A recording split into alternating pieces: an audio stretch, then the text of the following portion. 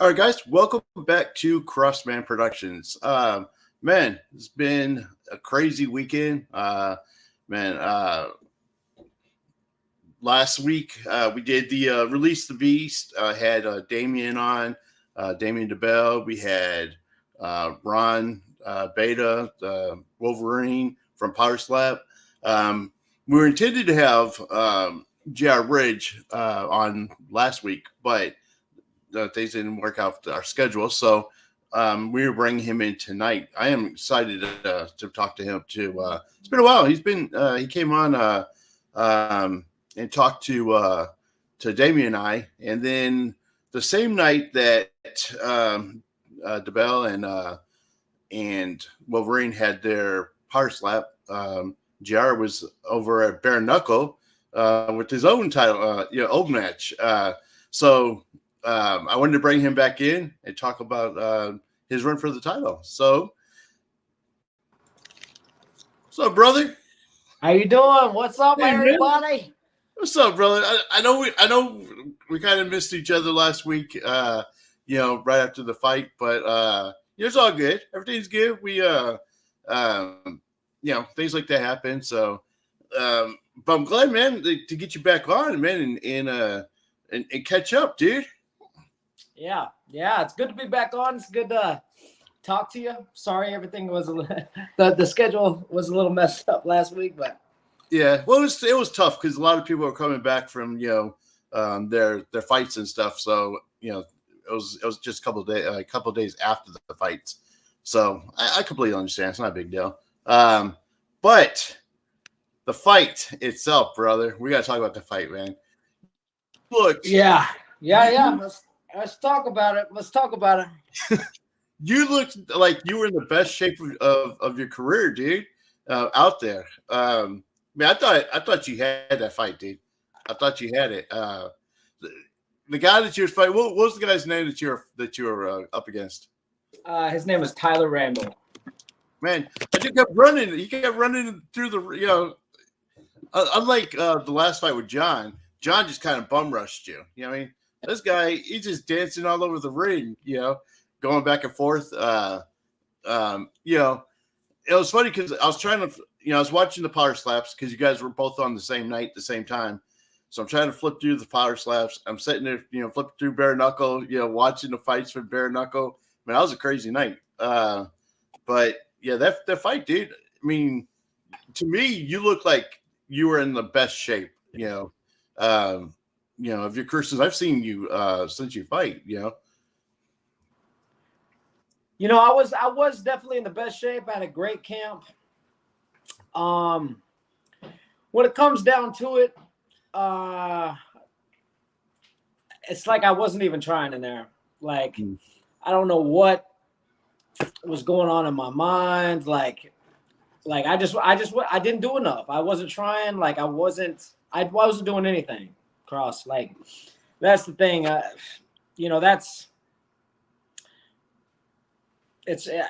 don't even know, man. I don't even know. And the fans and the viewers, those that watched it, right. they'll tell you the same. Like JR just wasn't doing enough. Like he wasn't in there trying to fight to win. He was in there just moving around, and that was it. And that's exactly what happened. The first round, I hit him with some, shots, some combos. Right. Stuck and moved. Second round, I stuck him with some shots. Third round, it was kind of like, I kind of just was like, whatever. I was just moving around in there, trying not to get hit. I wasn't throwing my hands. On paper, and what all the journalists and everybody were writing before the fight, they're like, this is so unevenly matched. Like, I was, so in a different class than Tyler Randall. Right. And when it comes down to it, like I didn't do enough. Like, I feel like I just didn't care in there. I just, I can't explain it, man. I can't explain it. I feel like I let a lot of people down. When I watched the playback, though, it wasn't like Tyler Randall beat me. It's like I didn't do anything. You know what I mean? Yeah. And I can only be mad. I can only be mad and upset at myself, but it is what it is. Let me ask you this: when you're preparing for a fight like that, and you have so much time in between your last fight and your next fight, and you're doing all that to prepare, on the day of the fight, is it hard to keep to not be in your own head of how that fight's going to go? You know, not so much. You know, one of the things that I thought about, I was the third to last fight. Right. I was out, you know, I was out on the side watching the fights before mine. And usually I never do that. I always stay in the back, keep to myself, just keep my mind on the fights. But I was out watching the fights. There was a lot of great fights that night, but subconsciously I think that maybe I shouldn't have watched the fights. I shouldn't have watched my friends get, you know, like some of my teammates go in there and bang. And, you know, I just think I probably shouldn't have done that. There's a number of things that I wasn't in my head one bit. I don't think I was in my head enough, honestly. My coach was telling me after the fight, he was like, yo, like, he'll tell you, he'll be honest with you. He's like, man, I feel like I did you a disservice because I didn't rip into you. Like I didn't get on your butt, you know, in the rounds in between, you know, in the corner. Right. And before we knew it, we were in the fifth round. And, you know, it like it's one person and they're fighting in it, and it's the fighter himself. But if you know, my coach would have lit a fire up under me, I would have, you know, switched my mindset, you know, right and forth and put it on in the fifth. But there's a number of shoulda, woulda, couldas that should have happened. And, you know, I just didn't do enough. I can only be disappointed at myself. Like I'm not even too upset at myself because I just let it go. Right. And I feel like, you know, I took a little vacay after the fight. I went out of town for the weekend. You know, me and my girl went to St. Augustine and chilled by the beach and just enjoyed a little bit, you know. Right. But I feel like I needed kind of like a regroup and reset, get my mind centered again, you know. I mean, a lot of things have happened in the last couple months, but, you know, I think it was good to get my mind right, reset. And then, you know, I'm still in the top 5. You know, it's just, the thing is, we're going to run it back with Tyler. Like I'll talk, you know, I'm already talking with my management. We're going to try to make it happen as soon as possible, because like I can beat Tyler. No problem. And don't get me wrong. I respect everybody that I face. I respect everybody's talent. Tyler's a great guy, great fighter, but just my abilities, my talents, like I shouldn't have performed the way I did. So what's next for you? I mean, what? Because now that you went from 2 to 5, and so I still think you're going to get the title. I mean, and that's one of the things that I like about following you is even if you lose, you get back up and you continue to fight. And absolutely. I think every athlete at the top of the game, right? You have to have that mindset. You've got to have that ability to jump back. But then there's always a time where, it's time to hang them up. But am I there yet? I don't know. Are we close? I don't know. I still have the fight left in me. I still have, the fire still there. But I haven't seen the new rankings yet. I don't know. Like Tyler was number 3. I was number 1. I think so. He obviously will take the number 1 spot. I might drop down to 3. So who knows? Who's going to be next for me? My management and bare knuckle, we're working on it right now. I want to stay busy. Like, I think the time off I was a little stale, and Right. I think if I stay busy the rest of the year, I think I won't fall into a stalemate. Right. So, and I saw something too that you're trying to get bare knuckle into the Philippines. Yeah. Bare knuckle's going all over the world. Right. I feel like Philippines should be next. Right. I'm a highly ranked flyweight. I just fought for the title not too long ago. John Dodson is also half Filipino, and I think I've been pushing the next country that bare knuckle needs to go to is the Philippines, and I think we can make it happen. I definitely think we can make it happen. There's some really good prospects coming in that are from the Philippines, right? And they're showing out, and they're doing great work, and in their weight classes. So is the more and more Filipino fighters that have talent, right? There's no reason why we shouldn't go to the Philippines. You know what I mean? Right. Well, that's cool too, because I'm watching. The 3 sports I think are growing right now: power slap and bare knuckle. I've noticed that they're gaining a lot of attention. Bare knuckle's picking up a lot of great fighters, even some female fighters like Christina Fiera. They're picking up a lot of just great fighters. And same thing with power slap. Power slap is about to actually finally get out of Vegas, and they got sanctioned in California and Texas, and they're working on getting in Hawaii. And watching bare knuckle, for you guys to get out into the Philippines, that'd be huge. Be huge. And there's everybody already knows that there's a lot of talented combat athletes in the Philippines. And bare knuckle is the number 1 growing combat sport right now, along with power slap. Yeah. Right. And bare knuckle is a big stage. So there's a lot of opportunity for fighters out in the Philippines to come to a bigger stage, especially one that's the fastest growing right now. It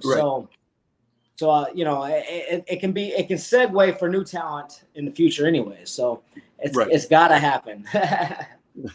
So, we're talking about, and I asked the guys from Power Slap this, we're talking about the growth of bare knuckle, and bare knuckle has been around for a while. And you're seeing it, that is finally, expanding and getting the recognition it deserves. Where do you see bare knuckle in maybe about 5 years? Continuing, its worldwide trek,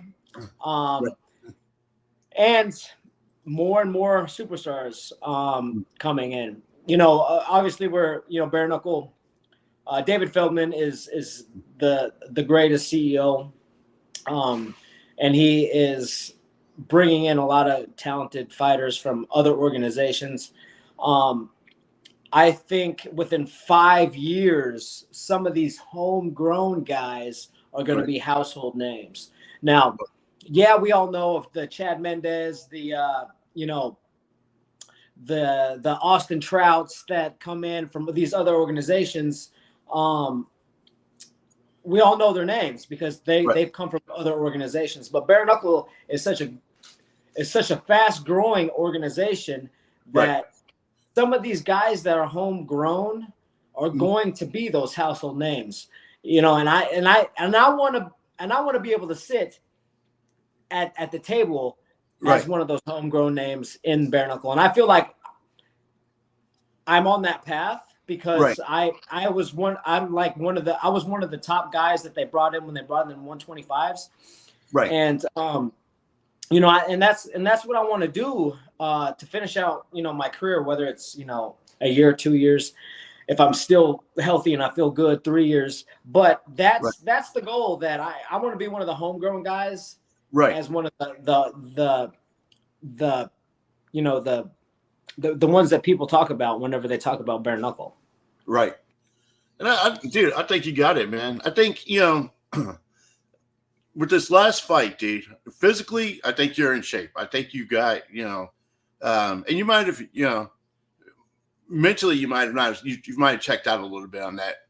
If you get those two things straight in this next fight, dude, you got it, man. Yeah, you know what? I really appreciate that, and a lot of people believe in me, and that's what I love about the sport, and I love about the fan base that I've grown. Right.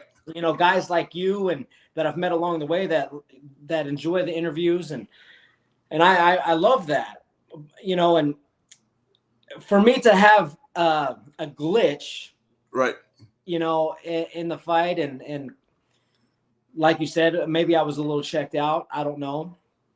But for me to have, that glitch was a little bit, it hurt me rather than me losing the fight. You know what I mean? Because people, like the fight fans, like it was in my backyard. Like there was a lot of people that came out to, see my fight. Like for me to not perform on the night that I was supposed to hurts more than me losing. Whenever I didn't even lose. It's like I made Tyler a plate of his favorite food and I gave it to him. And then I asked him, "Hey man, do you want seconds?" Right. That's basically what I did. He did I just gave it to him. You know what I mean? I gave it to him, and that's it. And I want to run it back now because I can beat the dust off of Tyler, and that's it. And people know that. But I didn't perform, and I let my fans down, and I feel like I let a lot of people down that came to watch. I had family that flew out. That's the biggest thing for me. Right. So, well, first of all, you're human, so don't kick yourself, too much about it. You know what I mean? But and that's what I said too. That one of the things that I like about you, and why we followed you, and you're our friends. So one of the things I like about this is that whenever you make a mistake or if you lose, you're not a sore loser about it. You know what I mean? Like with the John Dawson, that was a tough loss. I know with John Dawson, and then this one right here. The fact is that you're willing to get back up. You know what? I could have done better. And the fact that you're willing to get back out there and do, you know what I mean? And get out there. Yeah. And I know that you could do it, dude. I know. I have no doubt. I told you from the beginning, man, when we first met, I have no doubt that belt's yours. That title is yours. So, I mean, it's just you getting out there and getting it, dude. Yeah, I appreciate that. And a lot of people in the organization in BKFC, a lot of the employees that work for BKFC, they're like, go out there and get what's yours. Like the belt is yours. Right. You know what I mean? And then it's like these things where it hit me, right? And I just didn't let those things drive my performance. Yeah. I was just cruising on cruise control, going 65 in a 55. You know what I mean? Right. So, man, it's yours, though. So, and the fact that you're recognizing that, it's going to happen, dude. It's going to happen. So, when do you find out, when the rankings come in and then what the next fight's going to be? The rankings, I mean, I just fought. So the rankings are probably going to be updated within the next, whether this week or next. I mean, there's a big fight. There's a big fight this week. So the rankings may change. I don't know if there's any flyweights fighting this Friday, but the rankings are definitely going to change. I'm not sure. I mean, normally like some of the journalists will hit me up and be like, hey, the rankings just changed. Check them out. Right. But yeah, I mean, they will change, and hopefully, I don't drop down to 5, which I won't. I don't think so, but I think I'll just switch places with Tyler. Probably he'll go to number 1, and then I'll probably sit at number 3. No, say you win the next match. Say you go in at number 3 and you win the next match. Then where's it? Does the rating start you back to 1, or Depends. I'm gonna have to fight obviously another top 5 guy. Right. Because I don't. There's no reason for me to fight anybody not in the top 5. Right. I want to run it back with Tyler. We already talked to my management. We're gonna try to make it happen as soon as possible. Right. I'd love to run it in June. I know there's a fight in Miami where he lives. He lives down south Miami. I think Fort Myers area actually. I'd love to run it back there. But I'm in talks with my management, and I think we can make it happen. If not sooner than later. But it will happen. It has to happen. Like, I will demand it. Right. So let me ask you this, because we're talking 5 years from down the road. So once you're to the point that you're ready to walk away from bare knuckle, what are your plans? Do you have any plans of what you want to do after so right now I'm also managing fighters right. in bare. I got one in bare knuckle. I also have another one that we're running through the Prospect Amateur Series through bare knuckle. And then, I'm going to continue to look for top talented guys that right. I can be the bridge to get them into the big shows, obviously get them into the Prospect Series. I definitely want to stay in the combat world. I also want to, it doesn't have to be, I won't even have to manage just guys in bare knuckle. I would like to manage, Muay Thai guys. I would also like to manage, MMA guys. And I plan to stay in the combat world. I still, will train and coach other people. Right. I do that already as well. But yeah, and who knows, like, after I'm done prepping for fights, and after I'm done, doing things for my fighting career, like, who knows, there might be a time where I open my own gym. There was a time where I was going to do it, like, recently, but it's just so hard for me to be. I would have to be an owner operator probably for the first year, open to close every day, open to close every day. And and that's just something that right now would be a little tough, especially if I'm still trying to focus on my fighting career. But I will know, like, every fighter knows when it's time to put it up, and it's something that every fighter knows in their head and also their heart.